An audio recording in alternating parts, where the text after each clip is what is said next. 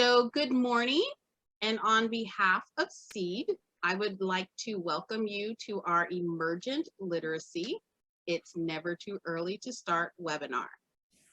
Early literacy development is a continuous developmental process that begins from birth.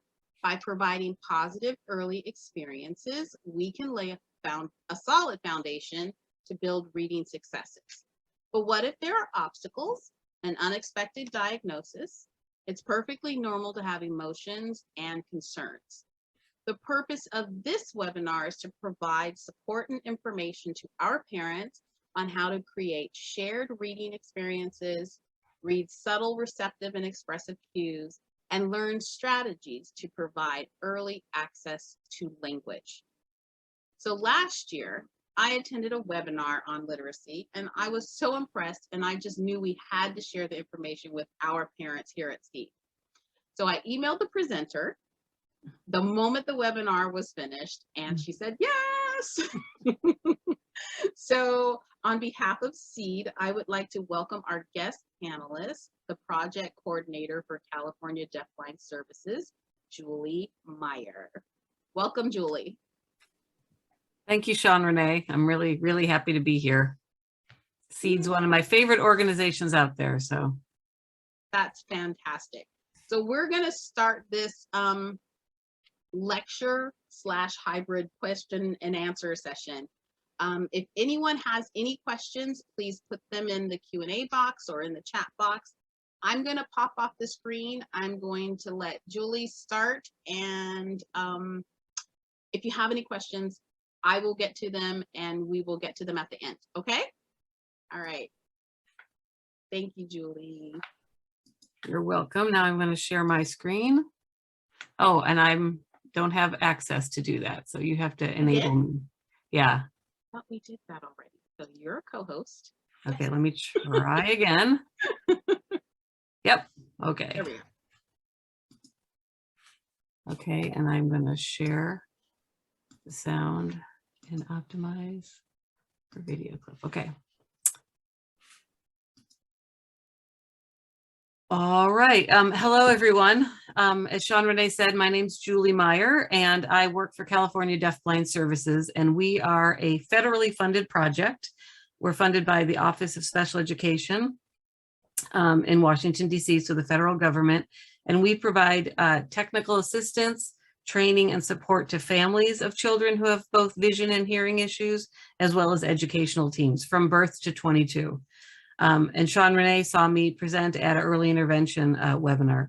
And I was thrilled to hear from CEID, because anyone from CEID, because I have a fairly long history. About 10 years ago, I started working with a integrated a play group for families and children who are deafblind at CEID, and many of the photos that you'll see in the presentation are actually of children that were formerly at CEID. So it's a wonderful program, and they provide terrific educational services, and I'm just so happy to the kids they serve and the community. I'm just so happy to be part of something at CEID again. My background is I have worked from adults all the way down to kindergartners. In terms of direct service, I was a special education teacher. So my background is working with students with more extensive support needs, including children who were deaf with additional disabilities or had visual impairments and additional disabilities, and deaf blindness, which is its own separate disability category. So that is where my background comes in terms of thinking about literacy. The pictures on the first slide are my own children from a long time ago, but it's still one of my favorite pictures of my kids. And my son here was probably 5, maybe 6, I think 5, and he was in kindergarten, and he probably had to read like 15 or 20 minutes a day and write it off in his log book that he did that. And so, and he had a little sister who was 4 years younger, who climbed up, onto the couch with him, and he was reading to her. So I don't know at the time if he was actually, this is a photo of page of the book, if he was reading it, but he knew it because he had heard it so many times because it was part of a routine of reading it together at bedtime from the time he was very little until he got bigger, and then he's reading it to his sister. And it's, as you can see, they're both really engaged and engrossed and enjoying this experience together. Even though she obviously is not old enough yet to read. She is enjoying this experience. She is learning about literacy. She's learning about communication. So that is really how I frame literacy, as thinking about it as an extension of communication. The traditional definition of literacy, most of us, we think about it as the ability to read, print, or braille, and to write. Again, either in print or braille or on a computer.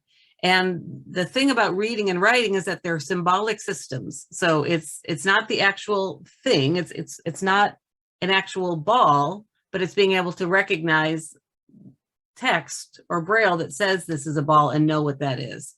And because of that, you're able to send and receive information across distances of time and space. So you don't have to have the thing with you. You don't have to be engaged directly in conversation, whether it's signed or spoken, but it's a way that we can give information across distance and time, which is important.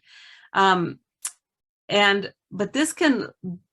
this traditional definition of literacy can leave out some people. It leaves out people who don't maybe have the developmental or intellectual ability to learn to read text or braille. It might leave out people who don't have enough vision to be able to read symbols or understand symbols, and haven't yet learned braille. It can leave out, if you're thinking about literacy as spoken word or poetry, and there's no access in terms of sign language for someone who is deaf, it's again leaving out those people. And I have an image here of McDonald's, and the reason I have that there is I'm sure if any of you are parents out there of young children, your children knew that was McDonald's before they could read McDonalds. But they sure knew what those golden arches represented because it was a symbol that represented something. So that's an example of symbolic representation, and information can travel across time and space. You know, kids can see those signs along the freeway. That's why they post them up so high as you're driving by.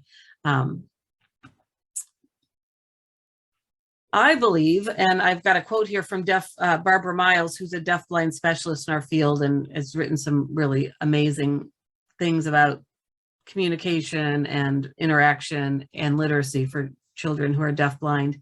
And you can apply this to students who are deaf plus additional disabilities. And I believe absolutely everything she says in this quote, that each person, whatever her sensory, mental, or physical abilities, deserves the opportunity to become literate in all ways in which she's capable. And what I hope by the end of today, and certainly by the end of the second session, you'll have a better idea of ways that you can promote this at whatever level the child is able to engage. So you're providing those opportunities. This is a really beautiful picture of a child who was served at CEID many years ago. She's now entering high school next year with her mother, and she's looking at a photograph of another friend who was in the play group, and each kid had a large photograph. Many of these children had vision impairments as well, so that we could see it. And then around the frame that we put, all the children picked different items to put for some kind of tactile representation. So this is how she learned, as well as feeling the sign of his name on her chest, how she knew some of the people that were in the room with her. And that is sharing information across time and space. So that is literacy. Another important thing to realize is that literacy really begins to develop at birth. Just like everything else, the children start to learn so quickly at birth. We don't have to wait until a child can read their first word or until they're able to open a book. Some children with additional disabilities, physical disabilities, may never be able to do that. But literacy is a process that's set in motion long before reading and writing take place. And it involves all aspects of a child's development. If you think back to the photograph I showed you of my own children, there was literacy developing in my young daughter, my 1-year-old daughter, because she was learning a routine of reading books at night or books before she maybe took a nap. She was seeing the routine of her brother reading when he came home from school. She was recognizing things like people writing lists maybe before they're going to go to the store, or reading the mail that they're pulling out of the mailbox. So all of these things are taking place, and that is how literacy is developing for children. So the reasons I think that we need to really make sure that we're promoting literacy for all children, regardless of children that we think may not have the intellectual skills to be able to read text or read Braille, or maybe become fluent in ASL, is we still want to promote whatever literacy they can develop, because it's giving them access to information in the world that they isn't readily available. So it's either missing auditory or visual information. By teaching them how to communicate with either objects like Play-Doh, to emphasize maybe an art project they're going to do, or a spoon. I'm sorry, I've got a background. A spoon means, eat, time to eat. Or if it's something more symbolic, like looking at text or icons, all of those things are providing information to missing information that they can't pick up because it's too far away, or it's happened before. It happened, before, or is something else that's going to be happening in the future. It helps students develop communication skills, and then just building those positive relationships through rituals and routines that you saw. And then it's preparation for school years ahead. More and more now, educators are expecting kids are going to come into kindergarten and have some literacy skills already that are developed from things that they did either in preschool or at home. And then finally, it's just such a pleasurable activity for most people. Whether you're someone that likes to look through magazines or scroll through a social media feed, all of those things are literacy. You're getting information across distance and time. I'm not going to read through all of these bullet points. You have it in your slideshow. And maybe Sean Renee, you could put that in the chat for me, the link to the slideshow, or I will do it at the end. Yes, but at the end. Okay. At the and at the next session, I'm going to share more about the this really wonderful literacy website that's got all kinds of information and resources. But a main thing, the foundation of this website that was developed was really about really believing that literacy is a human right, and it's a fundamental part of human experience, and that we need to make sure that everybody has that opportunity, and that it's really, really closely tied to communication and relationships and interaction, and that it's a responsibility of everybody in the community to ensure that people have access to information. They have a means to be able to communicate with other people, to share their ideas, their opinions, make their own requests, and also to receive information. So we're not keeping people outside of the information that's being passed in the environment. Last fall, I had the opportunity to join a colleague from the Arizona Deafblind Project, Megan Mogan, in doing an early intervention webinar for some educators in their state about literacy. And what she shared, so the next two slides are straight from Megan, and so I want to give her credit for that because I just think it's brilliant. But what she says, and this is how she thinks about how we can explain literacy for children who may be deaf with additional disabilities or deafblind, or children who are still emerging communicators. They haven't yet learned to use words, whether signed or spoken, to communicate. When we hear reading and writing, we should think receiving and sending. So it seems real simple, but it's actually a really, really big idea. When we hear reading and writing, we should think receiving and sending. And she goes on to give these examples. Reading is receiving. It is also listening, watching, feeling, experiencing.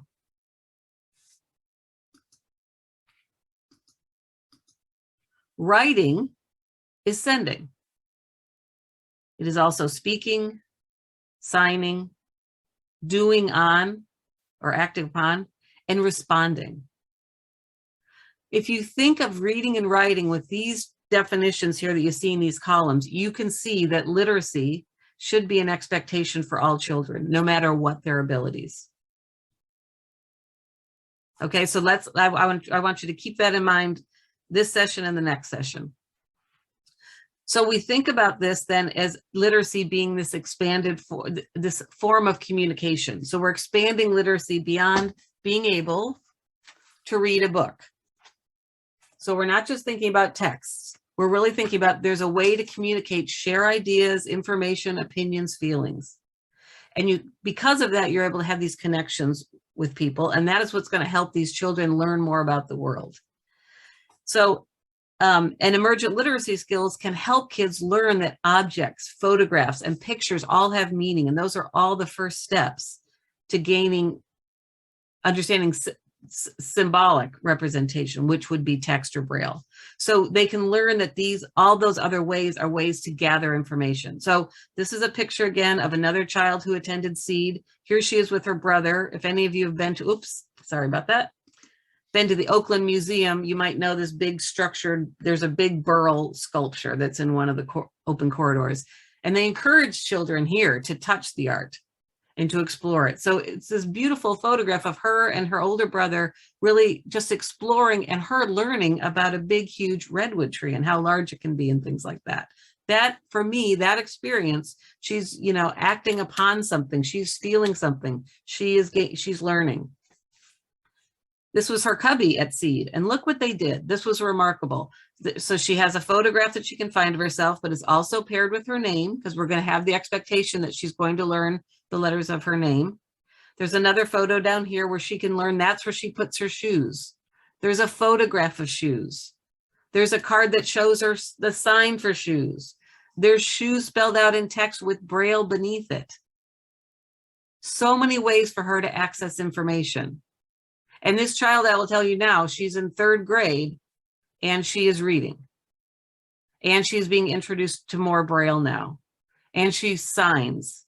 So because they did these things when she was young, she now is literate and a fluent communicator.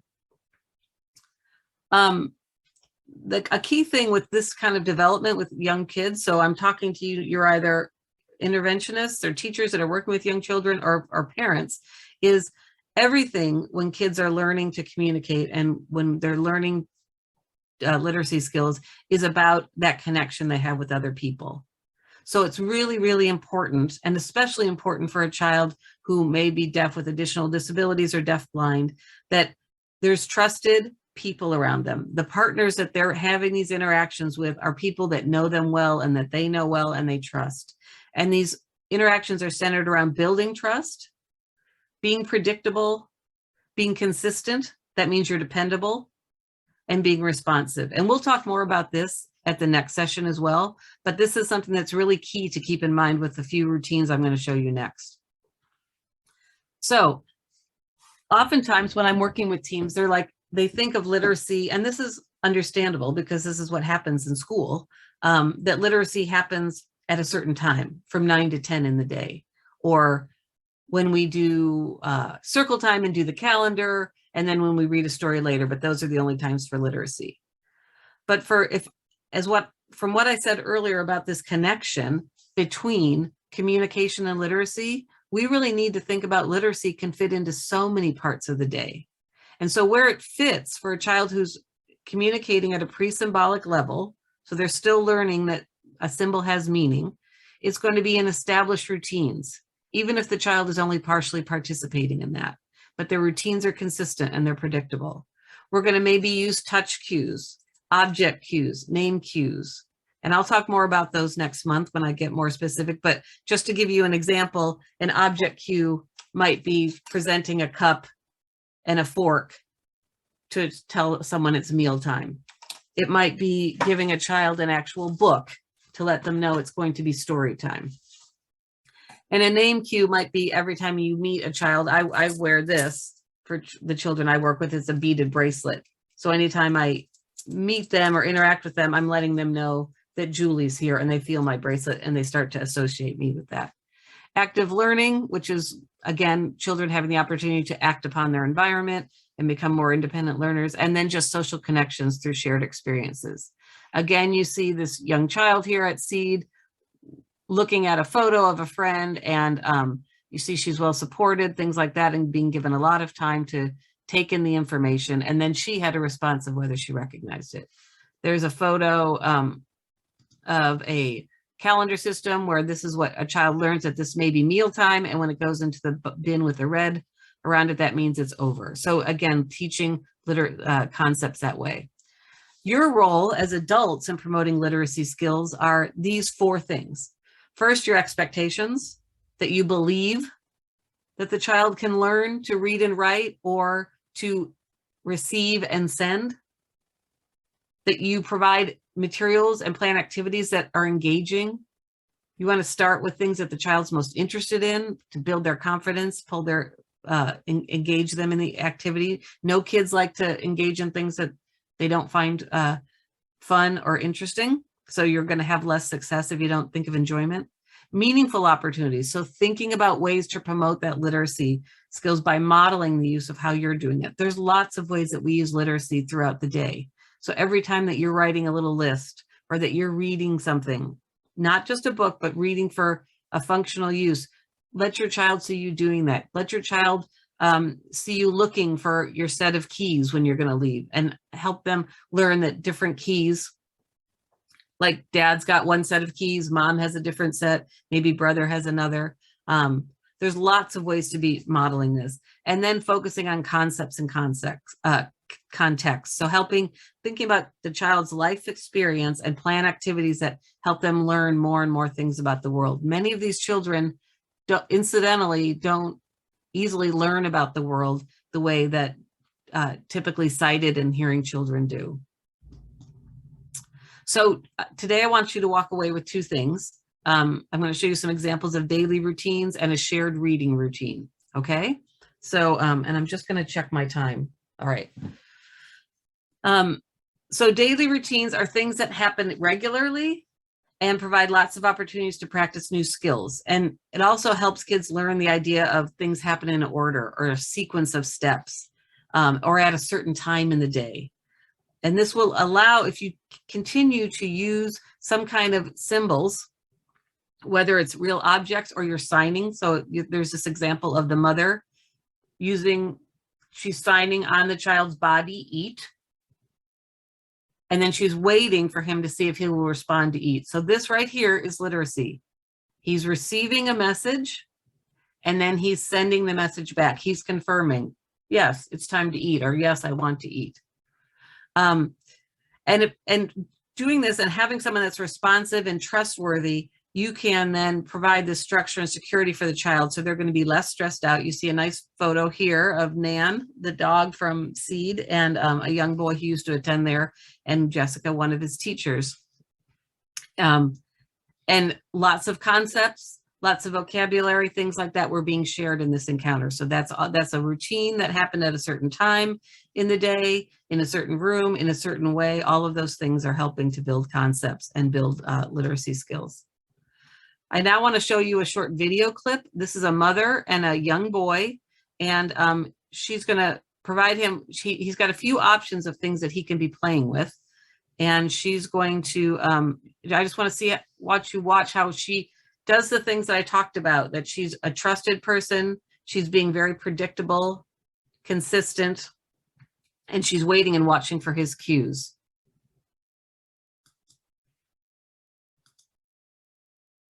What about this, William?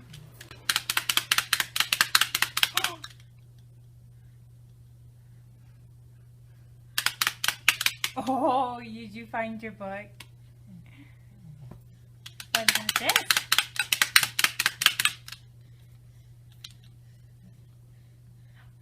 What would you like? Do you want your book or your hand? You want this? So he's sending a message by reaching for that.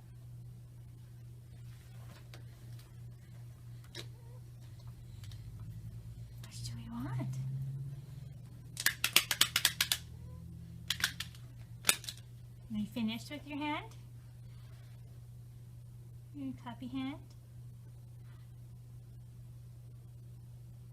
She's attaching meaning to what he did. Small his hand.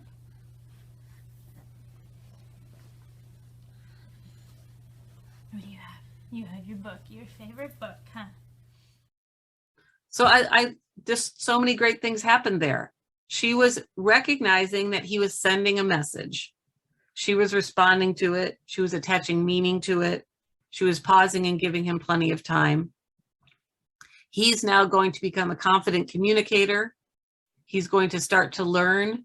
He's right now using actual objects. So book, his favorite book is presented there, and that's the book, his toy. So it's not showing him pictures of the two objects. It's not showing signs of the two objects.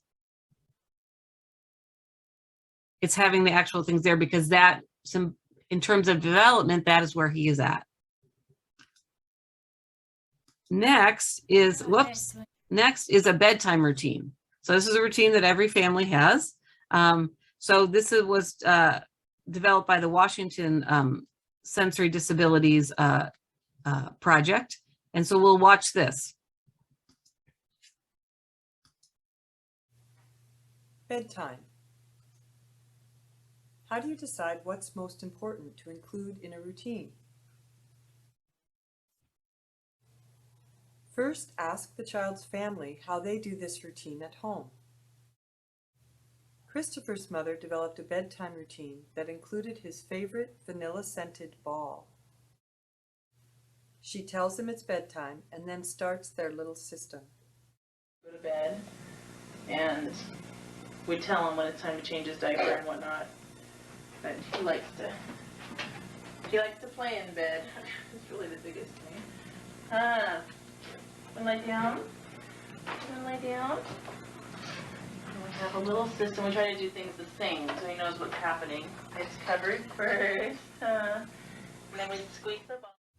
His mother squeaks the ball and waits for him to reach for it. You want your ball? Night night. Go night night. What is that? Night night. Night night. Christopher is expected to take an active part in this routine. His mother moves at a slow pace that allows him to respond by moving his hand to get the ball.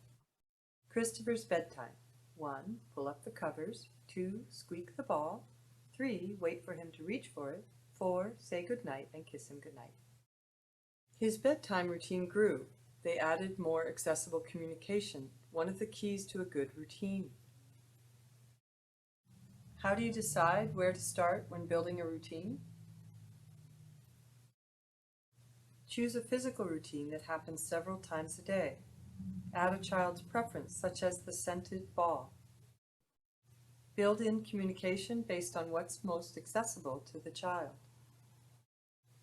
Christopher has high myopia, CVI, and a moderate to severe hearing loss. Okay, so, and again, lots of great things to see there. Lots of sending and receiving. So certainly this is something that is tied to communication. But if you think about it, it is also literacy, because he's again learning that these symbols mean something. The mother's going at a pace that works for him. I loved at the end where they said it's what they're doing now at that point was the ball and the very predictable routine of doing things in order, pulling up the covers, things like that. But it eventually expanded as his communication developed. You saw that she was using primarily oral language. For a child who the issue might be more hearing, or for a child who's deaf, you might be using more sign and less oral language. So you're going to match it to what is the child's mode of communication. So we'll talk more about these two videos that you saw when we get to the question time. I'm going to tell you about shared reading and then show you one cool resource, and then we'll move to questions. So you may already have a shared reading routine with your child or with other children in your home. Some things to think about for children who are deaf with additional disabilities, or a child who's deafblind, is first, you're going to slow down the pace, and but you're going to have fun. Okay, we're helping children to learn that literacy is fun. Let the child choose a book when possible. That book my children were reading was a book my son picked almost every night. That or this one Sandra Boynton book. There was always just these two books he picked. Start to introduce elements of the book, whether it's, you know, the covers, how to turn the page, encourage book handling, page turning. There's a photo here of our family engagement specialist with her two children, and her son Norman had a lot of physical disabilities. He was not able to physically hold a book and turn the pages, but he was able to reach over to help turn the pages, things like that. And as he got older, they found more and more creative ways to encourage him to be able to handle books. You see up here another photograph of two brothers looking at a book, looking up really, really closely, as you can see. So sometimes you got to get very in close. And then follow and comment on the child's interests. And they may show that interest by the way that their body movements are changing, or they may move really close to the page, or they may bang on the book. So it might not be them using a sign or words to comment, but follow how you can tell that the child's interested, and acknowledge that, the way you saw William's mother do. When he tossed the clappy hands away, she's like, okay, you're finished with that. Use very expressive gestures. If your child can hear some, vary your reading to suit it. So maybe softer or slower or fast, or use character voices. The book I showed at the beginning, Dinosaurs Binkit, one of the reasons I think my children like that book so much, and you also often see young children like books that have repeated storylines. So a lot of the Eric Carle books have that, like The Very Hungry Caterpillar. If you can find books like that, oftentimes that can be the first step into a child feeling like they can read, because they remember that word, or they anticipate that line coming up. Make comments about the story, connecting it to the child's experiences, and then just encouraging your child to make comments or ask questions if they're able to. So those are tips for the shared reading routine. And then the last thing I wanted to show you really quickly that I think you might like is, during the pandemic, a lot of the state deafblind projects and many other organizations had to get really creative about how we were serving children, since we could no longer go out to see them. So the Michigan State Deafblind Project is housed at a university that does a lot of research around Charge syndrome, which is a very rare genetic disability that results often in deaf, hard of hearing issues, but also visual problems. And so the students in that program helped to develop these great, I'm going to show you, these great story time books. So what they have here, and this link is in the slideshow, they have developed all of these books that are beautifully, and you might recognize a lot of them. They're great. They've got, if you click on any of them, I think is how you, let me see how I get to it. Hang on, maybe they're down here. Oh, you have to go this way to get to them. So if you go down, and they keep adding to it. So if you, let's see, let's find one. And they give you ideas about objects you could share with it. So we'll just watch this one really quickly. They're all on YouTube, and dragons love tacos. So it's red, and you'll hear it red, but they have this wonderful interpreter. This interpreter is so good. And what I love about it, they're not rushing it. So look, it takes her, she really gets expressive, takes a lot of time. So it's not like Dragon Loves Tacos, flip the book. They really, so, and then it goes on. Rubin. And because I want to save time for asking questions, I'll stop. But each one also then has an ASL vocabulary video, so you can focus on particular words. So if you have children that are developing their ASL, that would be good. Or if you have other children in your house that might want to learn it. And then they have other vocabulary slides, and then ideas about an experience box, which would be adding a number of different items that you could use to help a child who might really need concrete items. So if I go back here, I will show you that the very last slide in the slideshow has links to the different things I talked about today, but also the link to that virtual story time. And then we're at questions. So I'm going to stop my share. All right. Yay. Okay. That was so fantastic. Thank you. There we go. All right. Thank you, Julie. I'm sure everyone is sitting around going, wow, that's why Sean Renee really wanted us to hear this. That was such a great bit of information. I'm so very happy that we got to share it with our families. I personally love literacy because it allows you kind of to go everywhere in and out of the world. It allows a person to use their imagination. They get to grow, and when they use their imagination, they get like new ideas and new images in their heads and different concepts and things that, you know, aren't like present, like what dragon eats a taco, right?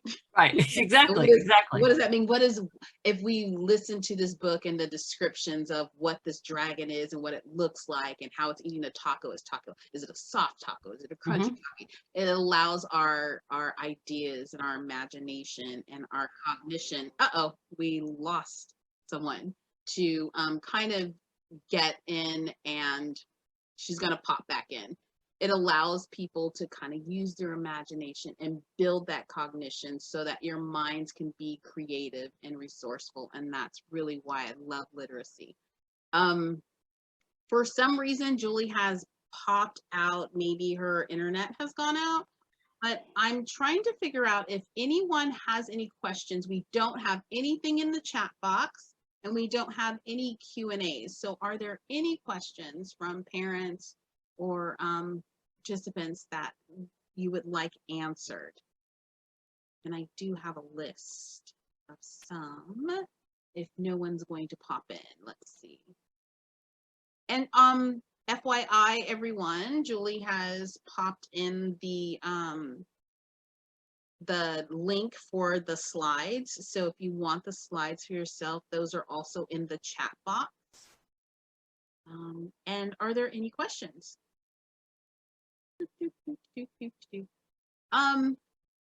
Julie, I have a couple of questions from some parents who sent me some information. So the first one is, how do I get my child to watch me? What are some strategies to get their attention if they cannot hear me? And you're on mute. Okay, so that's great. So, well, a couple things where I mentioned when I talked about shared reading is being, first of all, being really, really expressive. So that might be part of it. You might need to be more interesting than the other things in the environment. You also saw with the slideshow, I tried to model what you might do. I don't know if this child also has a vision issue, but what you have to do with some children, especially children who have cerebral visual impairment. So, so that's a brain-based visual problem versus something with the eyes, is having things high contrast. So I had that dark background and then bright contrasted text. So you might want to think about that, and we'll be looking at that more next month. And then the final thing is just interest. I mean, so making sure that whatever you're trying to engage the child in is some of their favorite things. So if it's a child that loves trucks, be playing with trucks or have books about trucks, things like that. The other thing to point out, I don't know if this child is possibly on the autism spectrum or similar to that, but a lot of those children don't make eye contact, but they are absolutely attending Absolutely. and listening. I know in terms of using sign language, that obviously you want to have visual attention because you need to see what the sign is. So the other thing to think about with this child might be also, don't forget about using tactile. information. So whether you're using ProTactile, you know, Tactile ASL or ProTactile, or touch cues, but so that might be something you have to do as well. Okay, and I think you might have answered this. The second part of that question was they wanted to know, oh, which kinds of books to use. You know, do you use a colorful book? Do you use a black and white book? What are we talking about? And this particular question was not for a child with a vision issue. Okay, because if it's a vision issue, then you really do want to think about the background and the visual clutter. But otherwise, I think things that are going to, you know, gain the child's interest. Sometimes kids really like books that have that something happens, like where you have to open, you know, that might be the thing that interests them the most, that there's something that happens on the page, so they've got to flip something. So thinking about flip books, you know, depending if the child can't hear very well, there's a lot of books that have those sound features, but if the child can't hear well, we're not going to worry about that. But yeah, or, you know, and silly books. I mean, dragons eating tacos, that's a silly idea. The Eric Carle books, I mean, if you think about it, all of his books are about animals. Kids seem to love animals, but they're like, it's, you know, but they're unusual animals. It's a blue horse, right? It's a purple cat. We don't see purple cats and blue horses. So, yeah. So it's just, again, really thinking about the kid's own life experience. So also what might tie it to that, next month, I'll share a little bit about experience books, which are about creating a book itself that's about something the child does on a regular basis, or a special event that the child did that you actually kind of create. It's almost like a little memento book, but it helps the child start to learn to understand that I can think about something that happened before. Right. And I can talk about it. I can share that experience with somebody else just by you feeling like, you know, the tan bark from the park that I went to, or the shells that I found when I was at the beach, or, you know, part of a cup from, you know, a party I went to, or something like that. Awesome. Okay, and then we have one more question. This one says, if I do not read the story, how will they learn the words on the page?